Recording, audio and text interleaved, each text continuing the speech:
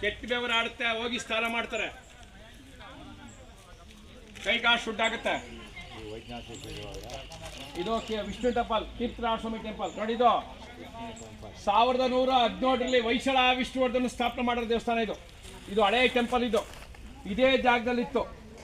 91ರಲ್ಲಿ ಶಿಥಿಲವಾಗಿತ್ತು ಗೋಪುರ. 8 ದಿವಸ ಜಿಡಿ ಮಳೆ ಹೊಡೆದಾಗ ರಾಜಗೋಪುರ ಕುಸ್ತೋಗ್ಬಿಡ್ತು, ಕಟ್ಟಡಗಳೆಲ್ಲ ಕ್ರಾಸ್ ಬಂದ್ಬಿಟ್ಟಿತ್ತು.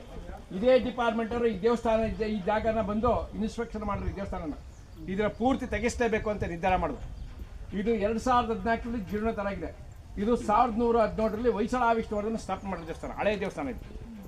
ಇದೇ ದೇವಸ್ಥಾನ ಕಂಬಗಳು ಕಲ್ಲುಗಳನ್ನೆಲ್ಲ ರೀಬಿಲ್ಟ್ ಮಾಡಿ ನಂಬರ್ ಪ್ರಕಾರ ಕುಂಡಿಸಿ ಅಡಿಪಾಯಿಂದ ಹೊಸ ಕಟ್ಟಿದ್ದಾರೆ. ಮೊದಲು ಕಿಟಕಿ ಇರಲಿಲ್ಲ, ಇವಾಗ ಕಿಟಕಿ ಉಂಟು.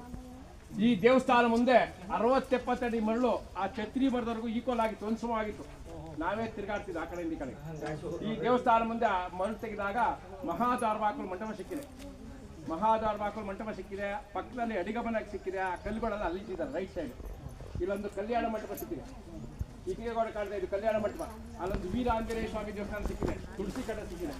ಇದ್ರ ಹಿಂಭಾಗದಲ್ಲಿ ಬಾವಿ ಸಿಕ್ಕಿದೆ. ಇಷ್ಟೆಲ್ಲ ದೇವಸ್ಥಾನ ಮುಂದೆ ಸಂಶೋಧನೆ ಮಾಡಿದಾಗ ಸಿಕ್ಕಿರೋದು. ಮೊದಲು ಮಳ್ಳಿನ ದಿಬ್ಬೆ ಮೇಲೆ ನಡ್ಕೊಂಡೋಗಿ ಕೈ ಮುದ್ದು ಬರ್ತಾ ಇದ್ರು. ಇವಾಗ ಕಾಲ್ನಡಿಗೆಯಲ್ಲಿ ಹೋಗ್ತಾರೆ. ಒಳಗಡೆ 12 ವಿಗ್ರಹಗಳು ದರ್ಶನ ಮಾಡಿ ಈ ಕೀರ್ತರಾಜ ಸ್ವಾಮಿಗೆ 3 ಜನ